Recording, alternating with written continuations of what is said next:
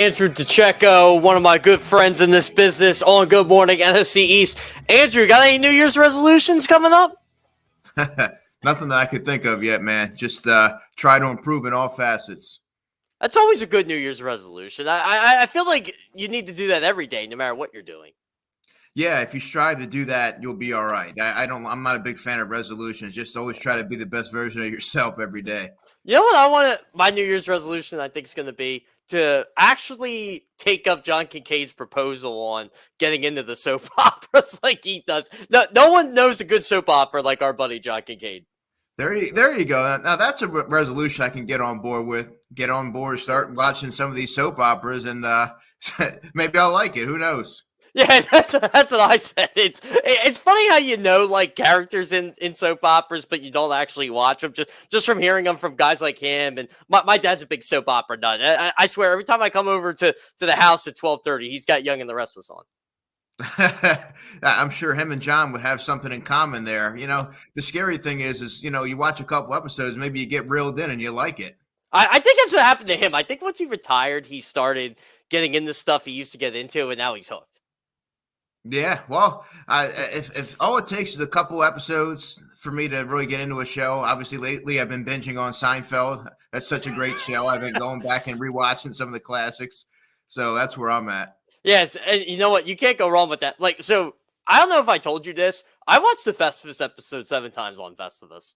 You did. I watched it just the once, but I applaud your commitment. Well, I got to rehash the scenes, no bagel, and all the fun. By the way, I don't eat bagels on Festivus. Well, you're a smart man. You're abiding by Kramer's strike. Yeah. What was he on strike for 11 and a half years or something like that? Yeah.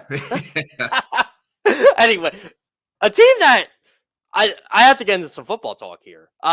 Did you get to watch any of the Dallas game last night, by the way?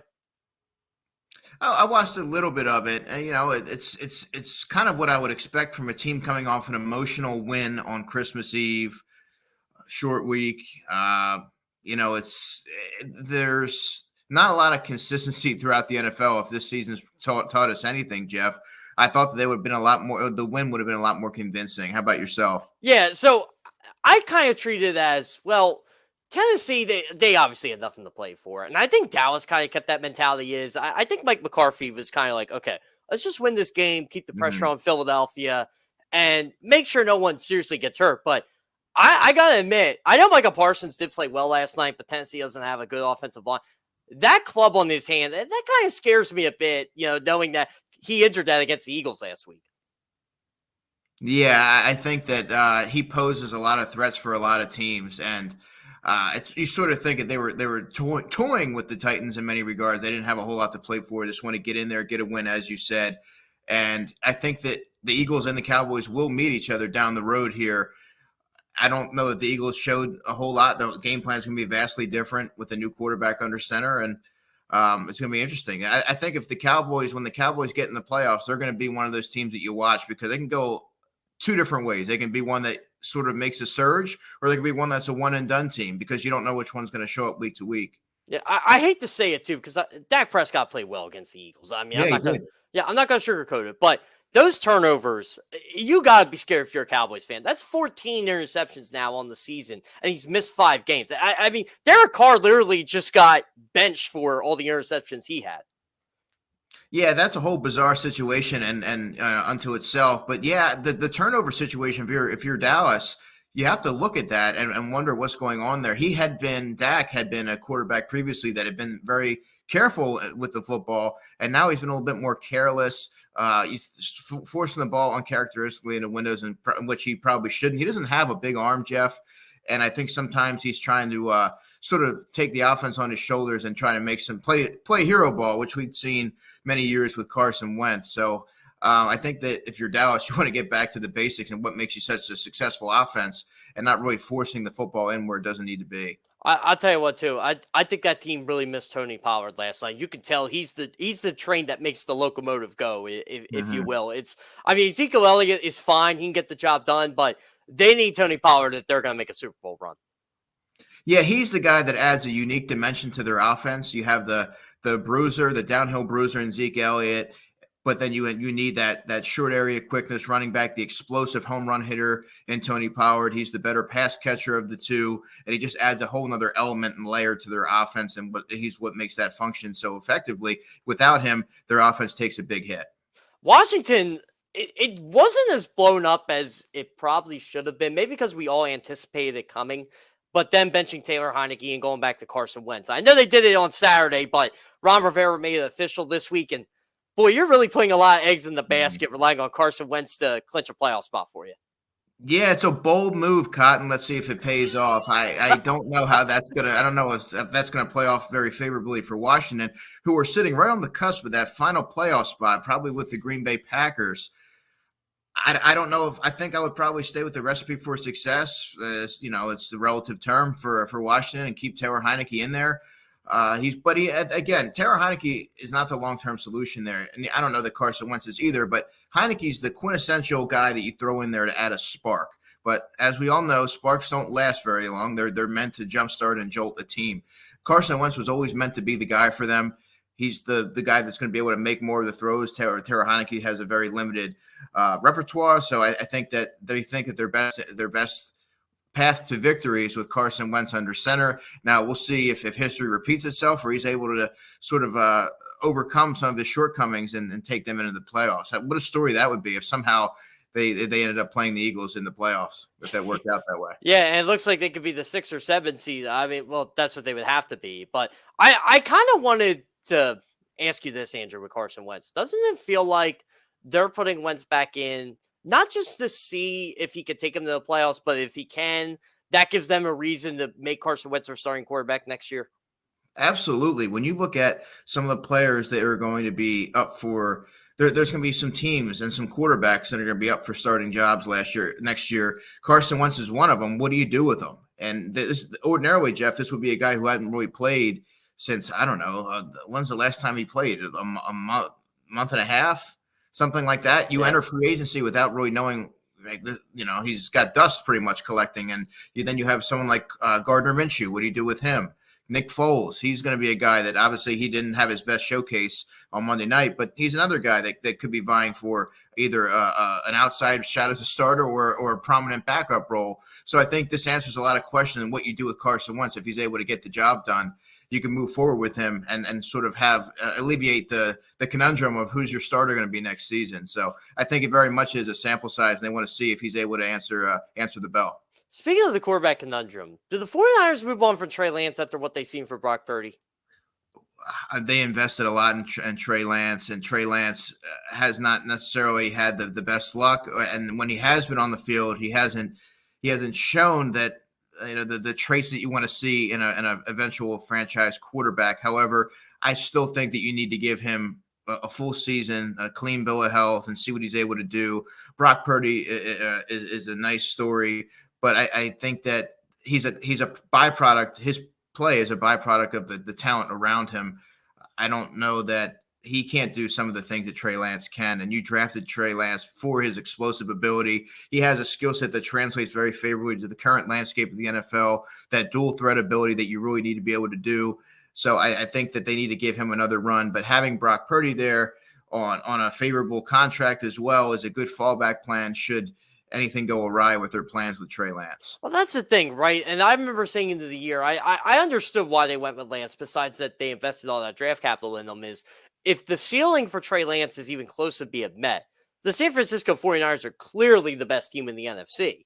I mean, obviously that did not happen this year, and they are kind of limited with Brock Purdy, but yeah, I agree with you. I think you have to see, just for the sake of your own franchise, how good you can be with this guy, if it's possible.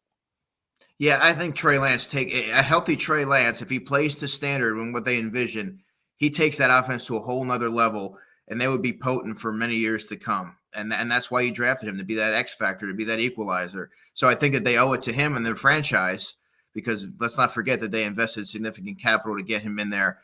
I think you got to see it through before you're able to turn the page. I brought this up with Tone on the first half of the show, and let's just say the Giants do what they probably should do. I know it's not exactly easy to do, but beat the Colts. Do what they should do here. Clinch a playoff spot. Week 18 comes around with the Eagles. We're assuming the Eagles are going to win here. Did the Giants try to lose that game and make sure they make every attempt to get that 7 seed so they have an opportunity to play Minnesota again? But that would be unethical, right? I don't care.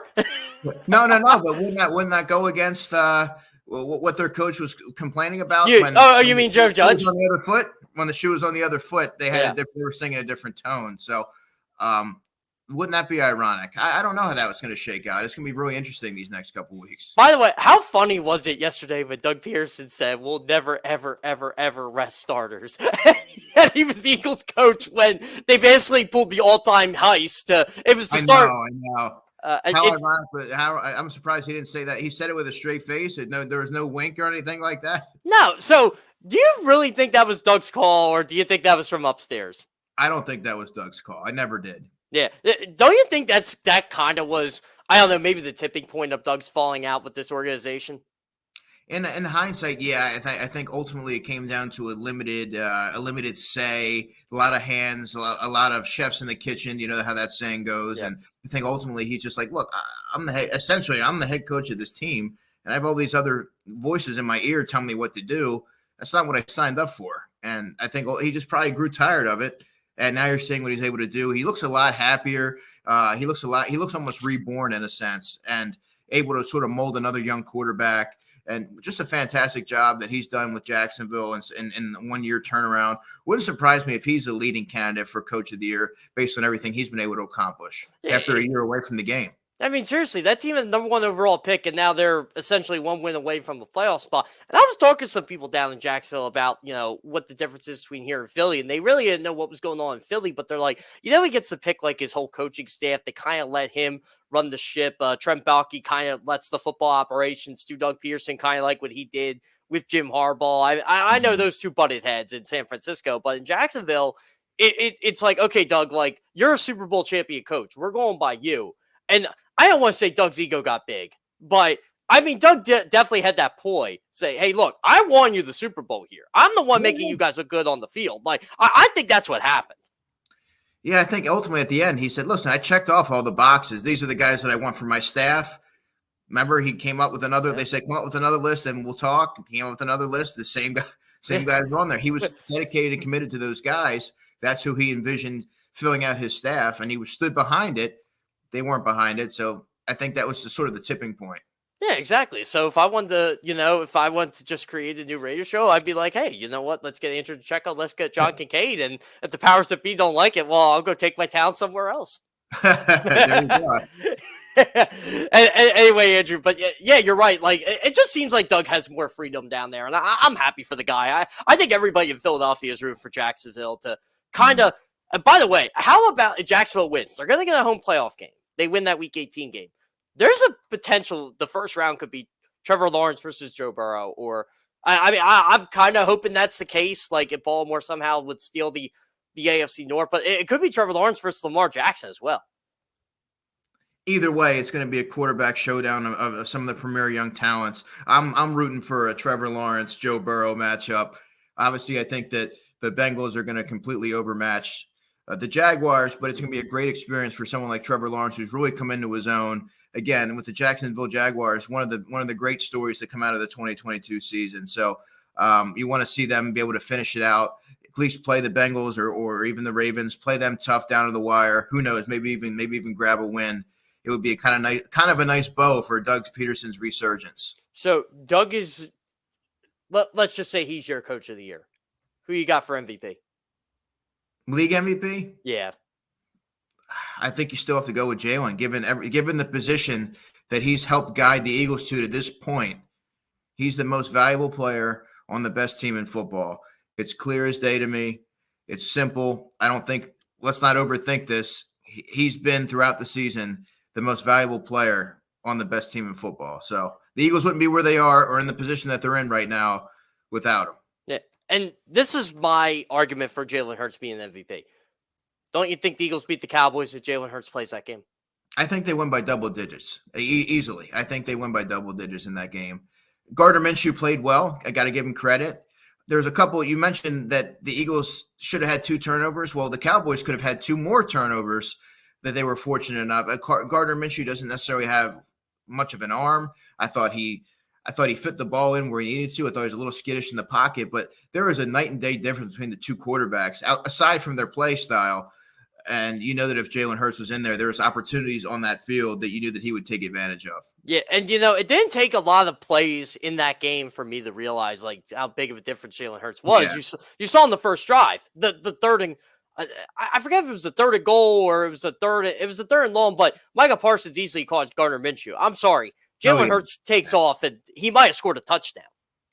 Yeah, or at least put him in conflict where he has to he has to play Jalen Hurts and make a play in space, which we saw in the first game when they put him in a bind and they read him. There's no threat to do that with Gardner Minshew there. So that whole game plan, and who knows, the Eagles may not have been showing much on purpose, even defensively, which has got, they were scrutinized rightfully so this week. They may not shown much this week, knowing that they're going to see them down the line. So, I mean, I don't know, but you're right. It's a night and day difference between the two quarterbacks, and that's ultimately impacted the game in a big way. Yeah, and you're right, though. Like, they might not have shown much because you got to think ahead here. If you win the division, Dallas is going to be the 5 seed no matter what. If things go chalk, like we think, I know 5 beating 4 is in chalk, but if you look at records, it would be. That's who you're going to face, your first playoff game. Yeah, so in their case, if you're Jonathan Gannon, you're not going to pull out all the stops against Dallas. You're going to save that for the playoff game. At least you hope so. Same thing offensively. You get Jalen Hurts back in there. You throw in some wrinkles that you hadn't seen all season because this will be the third time these teams have faced. There's going to be plenty of stuff out there as far as quote unquote blueprint and how to beat, each respective team. So I think you'd see some mad scientist stuff going on there with Shane Steichen, Nick Sirianni offensively. And then you'd also see Jonathan Gannon hopefully be a little bit more aggressive in his approach and his tactical approach and how he's going to go against them because you can't let CeeDee Lamb run free. You just have to hope, but that's not what he's going to be doing in the playoffs. What would you do if you're Jonathan Gannon? I'm going to let you play Jonathan Gannon right now. You don't have Avonte Maddox. Who's your slot? You don't have CJ Gardner-Johnson right now here. I mean, what do you do? Who plays the slot for you right now? Well, the easy thing would be to put CJ Gardner-Johnson in there, but you're taking a player who has been playing very safety at a high level this year and moving him into slot, which is a valuable position. Don't get me wrong; you're on the field for the majority of the game. That's not a reserve position or anything like that. But I think I would keep Gardner-Johnson at safety, and I would probably and the second, and I would keep Josiah in there at nickel. But here's the thing: the secondary as a whole is going to function a lot more efficiently with CJ Gardner-Johnson back there. Like that play, that 3rd and 30 is an interception with Gardner-Johnson coming over the top there, for example. I think you're able to mask some of the deficiencies with better players in your secondary, and I think CJ Gardner-Johnson would effectively do so. And the defense is going to get a lot better, guys. Let's not forget, I mean, they haven't opened up his 21-day window yet. He's coming off a lacerated kidney. You don't need him to beat the Saints this week, ideally. So you could bring him back hopefully next week. Robert Quinn's eligible to come back next week. Yep. Let's not forget, I mean, obviously he had a couple of sacks, but he would be another player you can add into a pass rush that's really hit its stride the second half of the season, and he wouldn't have to be a focal point. You can throw him in there as a fastball off the edge. I mean, there's a couple of reinforcements coming. We obviously don't know the extent of Avonte Maddox's injury other than he's out indefinitely, but knowing that CJ Gardner-Johnson's coming back certainly solidifies the back end in the interim. What would you do on the offensive line? Would you move Mailata over, or do you just kind of roll with Jack Driscoll? I think I would not move Mailata to right tackle because then you make your offensive line weaker in 2 spots. I would keep Mailata at left, and I would put Jack Driscoll in at right tackle. Remember, that's where the Eagles envisioned him playing. He started his first game of his career at right tackle. Can also play a little right guard, but I would start that way. Knowing Driscoll's played a lot of snaps for the Eagles this year, and he's a player that they really like. He's grown a lot. He's got a little bit stronger. That was his big hiccup coming out of the draft. He didn't necessarily have the play strength yet. It was a developmental phase. I will keep him at right tackle, and if should that experiment not work or should that approach not work, then you consider moving Mailata to right tackle and Dillard at left. But I think right now you would not only affect continuity, but you also get weaker in 2 spots in a big way. So that would be the way that I would sort of approach it. Yeah, see, I'm on the same page as you, right? Give Jack Driscoll that opportunity the last 2 games because I mean, at the end of the day, I think Lane comes back for the first playoff game anyway. It seems like Lane's hell-bent on he'll be back for the playoffs. Yeah, I mean, he's a tough guy, man. I mean, I've had the opportunity to cover guys like Jason Kelsey and Lane Johnson who play through some of the most gruesome injuries, and who knows how many other ones they've played through.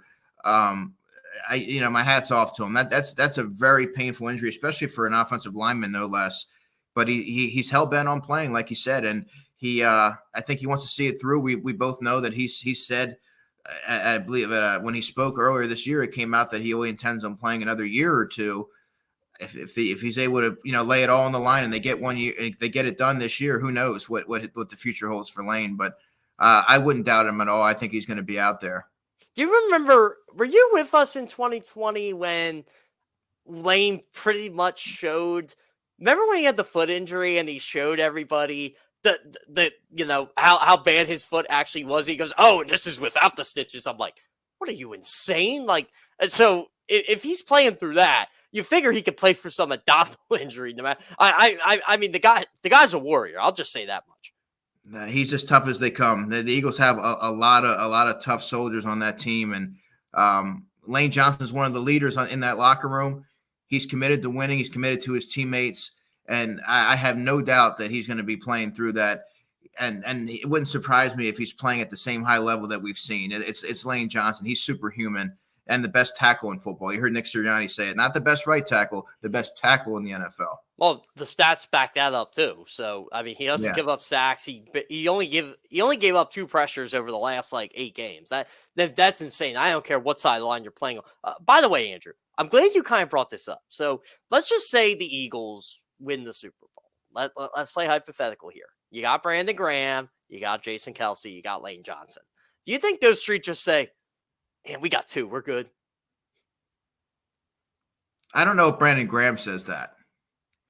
But the other 2, Jason and Lane might. The other 2, I think that you can make a case for it because they've accomplished so much in their careers. They've been steadfast. They've been stalwarts on that offensive line for many years, and to go out on top like that, that's every player's dream. So I think that they would start to see some chatter and some speculation should that materialize. By the way, were you with me? Was it the Titans game? I think it was the Titans game when BG was just going around the locker room saying, you all picked us to lose. Y'all picked us to lose. Yeah, he pointed at me and said, you only picked us to win by 10 or something like that. I'm talking to Miles Sanders. He's just laughing. And Miles goes, "Man, that guy's just having fun right now." He said he's going for that second ring. And yeah, I mean, you can tell Brandon Graham ultimately, I don't think he wants to play his whole career in Philly, but that guy just loves football. I just think he loves the camaraderie of being in an NFL locker room. Yeah, and he's another player that's sort of like reborn. He's playing a lesser snap share, which has really helped him. He's 1 sack away from reaching double-digit sacks for the first time in his career, which I think he ultimately gets this week. He's playing with a renewed energy at this point in the season. He's not as worn down. He's terrific against the run. He's a great locker room guy. I can't say enough about his leadership. I think he sticks around for a little longer, just knowing how much he loves the game. His energy is infectious, so it wouldn't surprise me. If the Eagles don't go to the Super Bowl, what is going to be the biggest reason why? I think it could be communication on the lack of communication on the back end. That makes sense. Sort of what we saw on Christmas Eve against, you're going against better quarterbacks, and any lack of communication, any late step, it's going to cost you in the playoffs. Everything is magnified. That they're not going to be able to. Sometimes you can't overcome it, no matter how good you are as a team. So communication has to be essential. That's why you wait a little while. You wait an extra week to get a guy like C.J. Gardner-Johnson back there to make sure that back end is as solidified as it can be, knowing how teams are going to look to exploit the aerial attack. That's what teams look to do these days. I think the running game has been solidified with somebody like Ndamukong Suh and Linval Joseph. That's not a problem anymore. It's not the team's Achilles heel. But I do think that the Dallas game exposed some warts that you want to be mindful of, and you want to make sure you have everybody back there as healthy as possible. during the most important games of the season. You and I played high school football. We spent 4 years in those locker rooms. We've covered college locker rooms. We covered pro locker rooms. Did you have an issue with Darius Slay basically calling out Josiah Scott and Reed Blankenship on Twitter, even though he inadvertently did it? I'm glad you brought that up. I did have a problem with it. You're appointed a team captain for the first time, I believe, in his career. You're known as being a locker room pillar. You're always jovial after games. You're the life of the party, and you're a great interview, and you're very well respected amongst your teammates. To throw someone under the bus like that was totally uncalled for. Take a guy off to the side. Hey, Reed. Hey, Josiah. This is what you could have. This is what I saw in that play. This is what I needed you to do. This is what your responsibility was. But to call somebody out, a young player, not only is that totally, not what you would expect from a leadership standpoint, but what do you think it does to a young player's confidence, right? I mean, you're really putting the spotlight on them, and now they're going to be second guessing themselves potentially out there. There's many leaders in that team that most leaders, everyone on that team, nobody would have done that. So I thought that was a little uncharacteristic, and it was a telltale for me that like the first sign of adversity, the significant adversity that you sort of saw that the team was so together and has been all year. That's not something you want to see seep through. I think that was a little uncharacteristic for Slay and probably in a moment of frustration. But I mean, I wasn't a fan of it. No, I wasn't either. And again, I feel like the competitor in me, the person in me would watch that play and be like, wait, why did T.Y. Hilton get past you again? Or, the guy was out of the league 2 weeks ago, 3 weeks ago, and you're Darius Slay. You're going to be an all-pro. Like, don't sell me out when you're part of the problem too. And Sure. Yeah, and that's the issue I have with it. You're right. The first sign of adversity, all of a sudden, it's not my fault. And you've heard Darius do this before when he has bad game. Well, remember the DK Metcalf game? Well, it was. I'm like, at the end of the day, that's a good point. That's a good point. Yeah, and you're right though. At the end of the day, he's not. I don't think he's a me first guy at all, but he definitely looks out for himself. Yeah, and I think if some players, maybe some corners in particular, you're very. I don't want to say you're very aware of how it may look if you give up a big play on social media or amongst the media or being under fire, under scrutiny. It looks like it was you on that play. You want to absolve yourself of any potential embarrassment. But like I said, man, you have to take accountability. You're a leader. Even if it wasn't you, we have to do better. I have to do better, not they. It should never be they. Those are your teammates that you go out with and you battle for 60 minutes every week. You built close-knit relationships, anything like that. I mean, I'm sure that it's not going to hinder Josiah Scott's confidence or development, or Reed Blankenship for that matter, but it might. Yeah, you never know. It comes down to trust, Jeff. And you don't want to see somebody, you don't want to see a teammate who you fought alongside week in and week out kind of throw you under the bus like that. I think it was a blip on the radar. I mean, you hope it was for Slay and not something that's going to rear its head again. And it probably was a moment of frustration, but still not something you want to see from a team captain. Yeah, exactly. And now you wonder why it took 10 years to be a team captain. Because everything I've always heard about Darius and even talking to him, you're like, why did it take so long for this guy to be a captain? Even in Detroit. But, I mean, can you imagine the rift between him and Matt Patricia? We know that still goes on, but sometimes it goes both ways. I'm sure if you ask Patricia deep down, he'd be like, well, this is the kind of stuff he did. Yeah, exactly. It's a two-way street, man. It's never just the one person's viewpoint. It takes two to tango, as they say. So he wasn't absolved of that. He wasn't an innocent. Patricia wasn't the only guilty party. It takes two to have a fractured relationship. So I do think there was some merit to that, and you have to look at history, man. So you just hope that doesn't rear its head again, because this locker room is so special because it's so connected and together, and connectivity is one of Nick Sirianni's main focal points, teaching points. And that's what he emphasizes. He wants his team to be together. You don't want to see something like that. And that kind of caught me off guard after the game.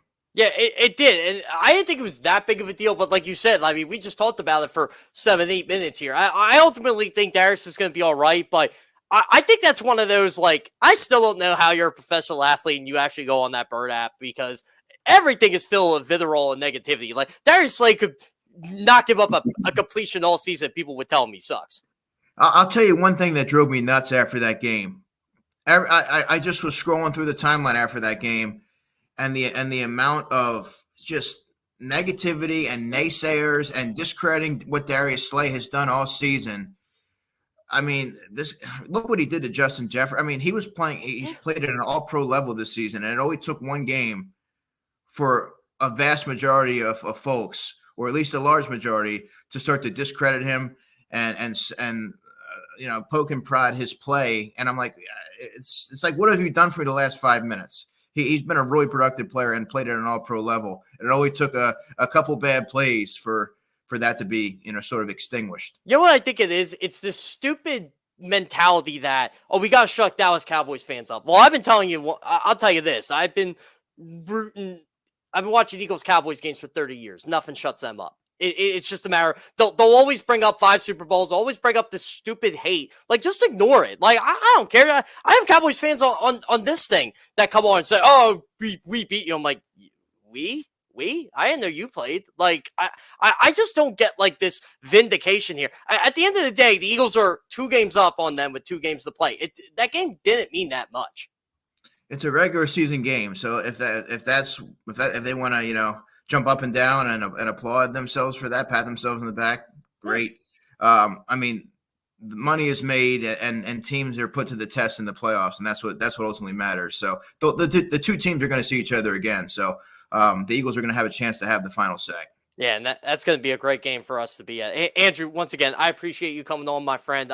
I'd love to have you on every week if possible. I just love having our conversations on here. I appreciate that, man. Likewise. And I want to say Happy New Year to you and all your listeners and watchers out there. I appreciate everything. I look forward to chatting with you and chopping it up on New Year's Day. Yeah, hopefully we're not buzzed by then. I doubt, though, because we're professionals. Yeah. All right, exactly. Dude, I appreciate you, my friend. I'll talk to you care, Sunday. Jeff. All right. I'll see you. Okay.